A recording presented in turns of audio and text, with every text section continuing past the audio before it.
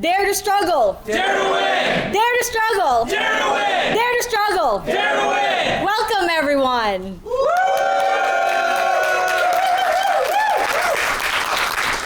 I'm very honored to be here at this CPI event. The opening plenary is going to be about the peace movement that we urgently need. So it got me thinking about peace. So I have a question for you guys. How do you make peace with a squirrel? You gotta act like a nut. So when you look at that phrase, you'd think, am I gonna act crazy? It sounds like that's what our government is doing, right? It's trying to make peace by fomenting war, acting crazy around the world. But you can also look at it in the other way, like the squirrel likes nuts. So to make peace, you have to give something to get something. Doesn't that sound like a win-win cooperation? Yeah. That's what China is trying to do around the world. We did it. Yes. So that's very good to think about. And so thinking about peace, I also looked up some Bible verses, Romans 14, verse 19. And it says, so then let's pursue peace and build up one another. Doesn't that sound like the center of political innovation? Yeah. Woo!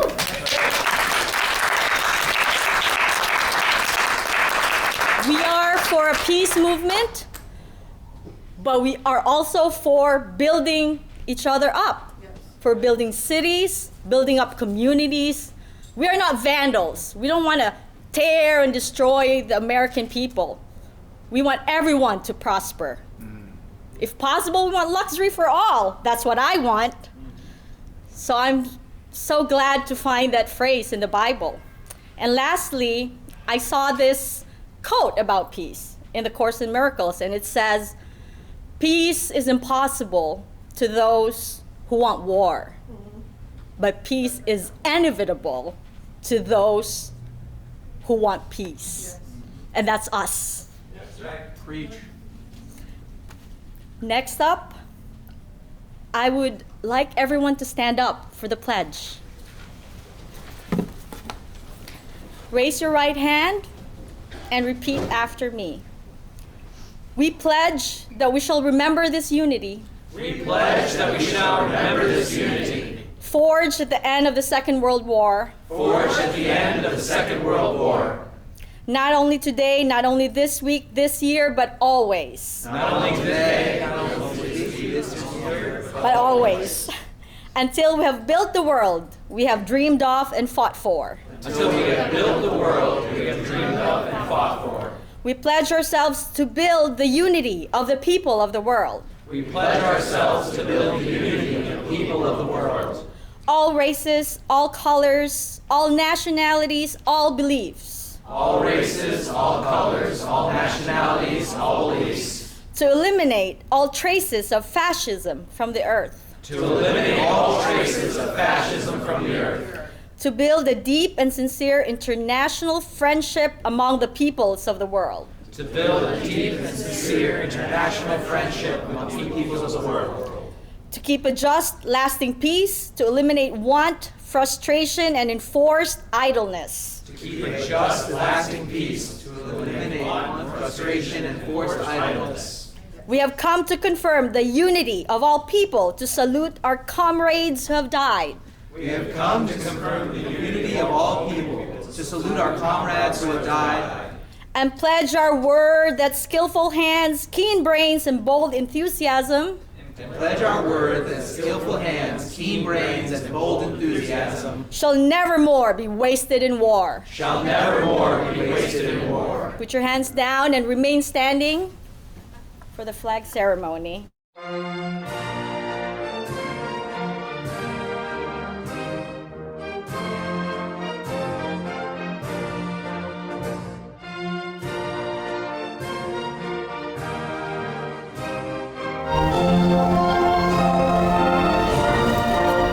We start from the bottom. An American family shall have a homestead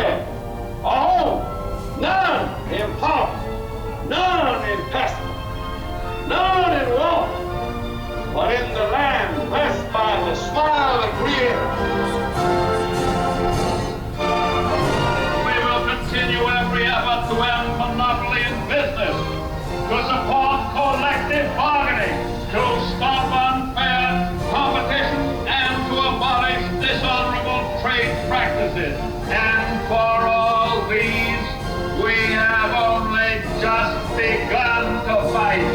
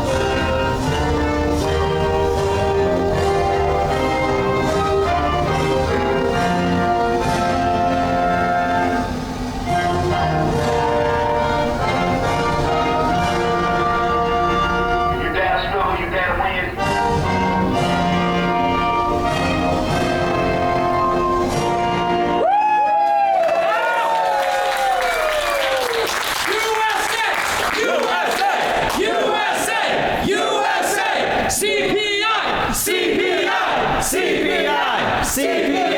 Dare to struggle! Dare to struggle! Dare to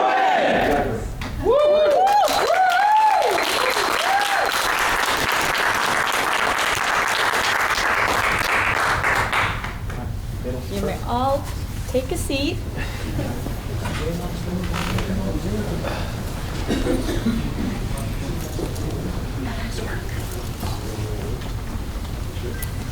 My name is Jeddah. I'm one of the board members of CPI, and I'm here to report the CPI's accomplishments so far this year.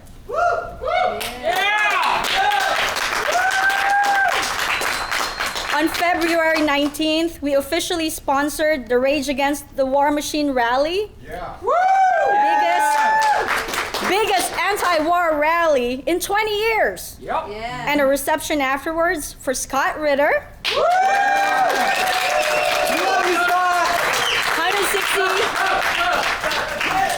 160 people attended. And then on March 5th, we published the book, Where is America Going? Marxism, MAGA, and the Coming Revolution. The book was featured on the Kim Iverson show. The book has over 19 reviews on Amazon and sold hundreds of copies. A lengthy review was published on attackthesystem.com, so you should check that out. On March 25th to 26th, we held a two-day summit against hypocrisy in Washington, D.C., to counter Joe Biden's Summit for Democracy. Genocide Joe! Genocide Joe. 75 people attended. Peter Coffin produced a documentary about the event.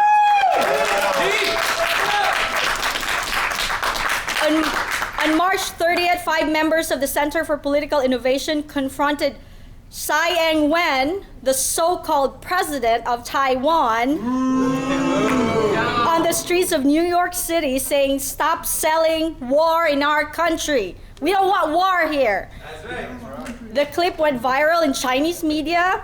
China's Global Times featured the Center for Political Innovation in multiple articles, highlight American voices who want peace with China. That's right.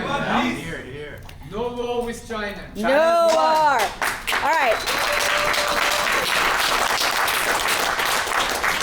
On May 27th, the Center for Political Innovation joined with the Libertarian Party and the People's Party to have a rally in New York City's Union Square and march to the United Nations to join the New York City Peace March, organized by religious organizations. At the rally, The Ukrainian Orthodox Church, currently facing brutal repression from the US NATO regime, was given a platform to highlight its vision for peace and religious tolerance. CPI was invited to address the event alongside many of New York City's most prominent rabbis and ministers and imams. CPI was afterwards invited to a reception at the United Nations with clergy to discuss plans for future peace actions. In late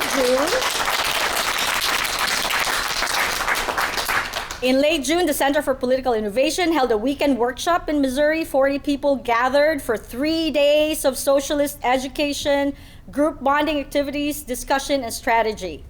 July 10th, the Center for Political Innovation held an event called Money and American Justice in New York City, critiquing the U.S. legal system. The guests of honor were representatives of the People's Democratic Uhuru Movement. Yes. Hands off Uhuru! Hands off Uhuru! Hands off Uhuru! Hands off Uhuru! And hands off Africa. Hands off Africa! They are currently facing government prosecution. Peter Coffin created a film based on the event. Thanks, Peter. August 6th, the Center for Political Innovation co-sponsored the National Day of Action called Humanity for Peace on the anniversary of the bombing of Hiroshima. CPI organized a rally in Portland, Chicago, and brought very large contingent to the New York City event. August 27th, CPI published Letter to Baba Vakian, critiquing a prominent U.S. communist writer for his failure to stand with Russia and China and exposing his ties to French intelligence, as well as how he was used by the FBI to intimidate Jimmy Carter and harass Deng Xiaoping. September 20th, during the United Nations General Assembly, the president of the Islamic Republic of Iran, Ibrahim Raisi, reached out to RT News asking to conduct an exclusive interview with CPI's ideological leader, Caleb Maupin.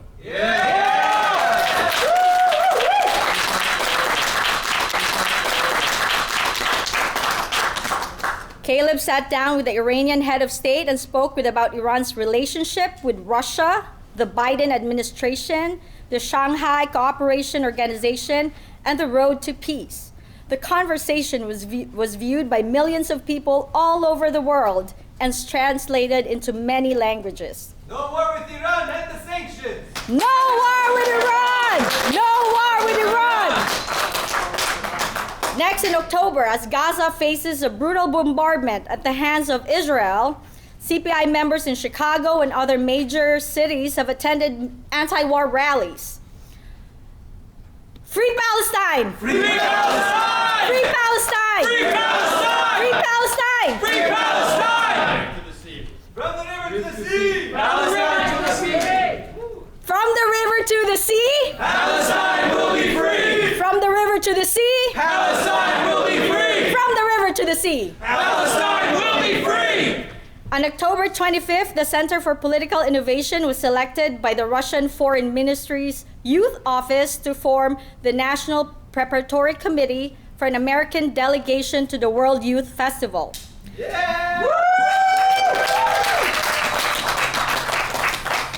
CPI. Russia! CPI. CPI! CPI. CPI. CPI! CPI reached out to the American Student Union and the Party of Communists, and the three organizations agreed to form the U.S. delegation to the 2024 Global Youth Gathering set for March in Sochi, Russia. Very exciting. Caleb Maupin attended the International Council of the World Youth Festival. On November 4th, CPI was a co-sponsor of the Black People's March on the White House in Washington, D.C., highlighting the Uhuru movement and the persecution by the U.S. Department of Justice. CPI member John McCarthy, where are you? Was invited to speak at the rally and afterwards had dinner with Chairman O'Malley and other leaders of the Uhuru movement who personally thanked CPI for our hard work in support of them. November 19 to 20, CPI President Elizabeth Young attends the 5th International Conference of the World Anti-Imperialist Platform in Athens, Greece. Elizabeth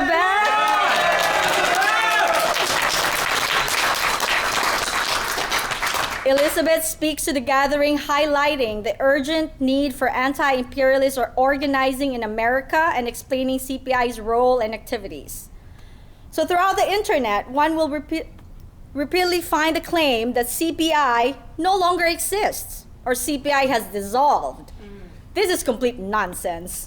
In the year 2023, CPI has accomplished a lot more than in the first several years of its existence, probably more or all previous years combined. The focus on CPI in 2023 and in the upcoming year of 2024 will be on really taking to heart our slogan, out of the movement, To the masses! out of the movement, To the masses! out of the movement. To the masses! Social media is much more controlled than before, and online recruitment and activities have their limits. CPI is reinventing itself to become an outreach-oriented organization with members witness socialism in neighborhoods to their co-workers and friends. CPI wants to reach people who would never go looking for this kind of message or ideology. So we call on all people who want to find their voice, want to join a community, want to spread hope amid so much pessimism, to join our ranks. We will put you to work. So much needs to be done to build an anti-imperialist movement and network of activists in America.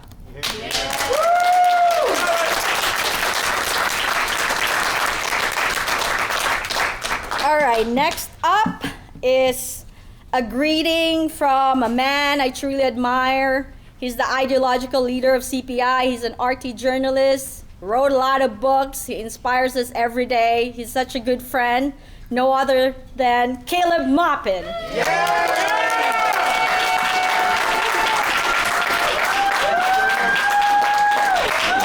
Really happy to look out at this audience right now.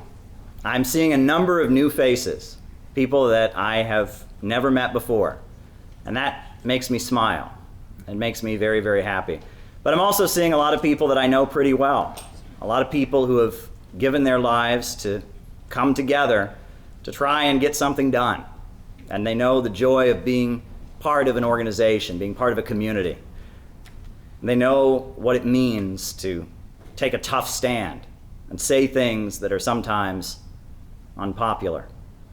But when we have our opening panel here this morning, we're not taking an unpopular position.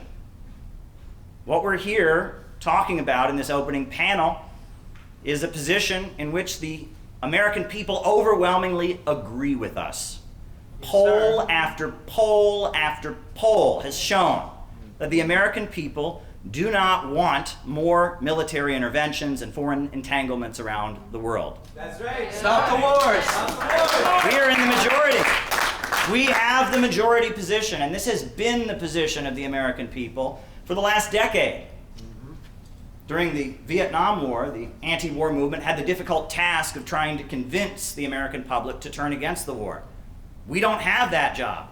The public is already against these wars. They're against these foreign interventions. They're against spending billions of dollars around the world for death and destruction. However, our challenge is building the movement that can give expression to the anti-war sentiments that are already overwhelmingly there among the population. That's right. So why is it that the American people are against these wars? Well, I'll try to give you an answer to that question. You go to any gas station in this country, you stand there and you wait, you're going to see a car pull up eventually.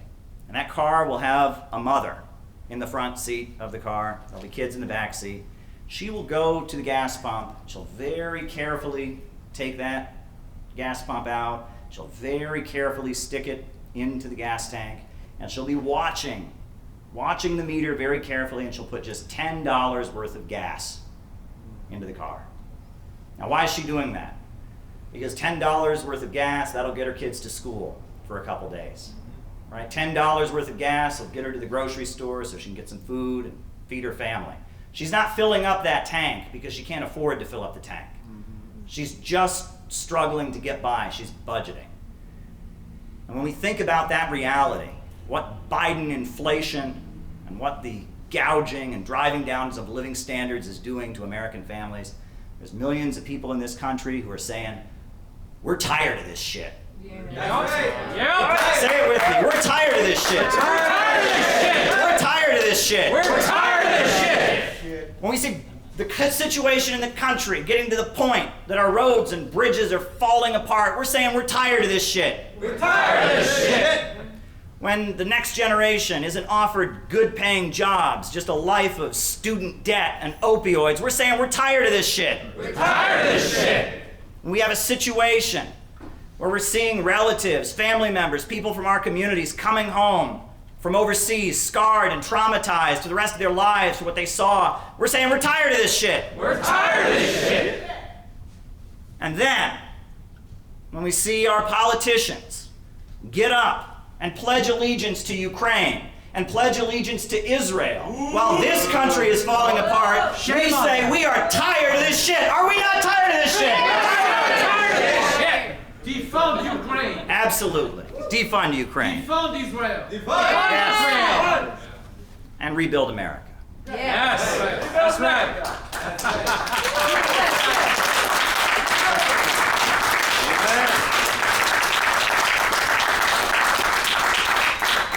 Now, you'll be hearing from me tonight. I'm going to give a presentation tonight because I do have to clear up one thing. And some people, despite all the flags in this room and all the patriotism, some people seem to be under the impression that we're anti-American.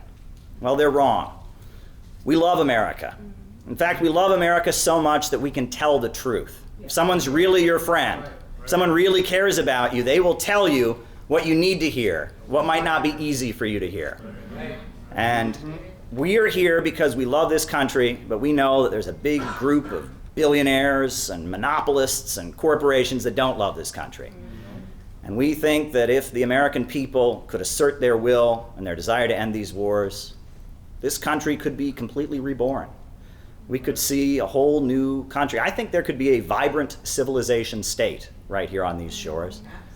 I think if we offered a hand of friendship to Russia and China and Iran and Venezuela and all the countries that are currently under attack, if we had an economy based on growth, not fictional profits for big corporations and bankers, things could get a lot better. And so that's what we're going to be hearing out throughout the day. But today, we have some of the best and brightest anti-war voices from this country and from other parts of the world that are here to speak to us.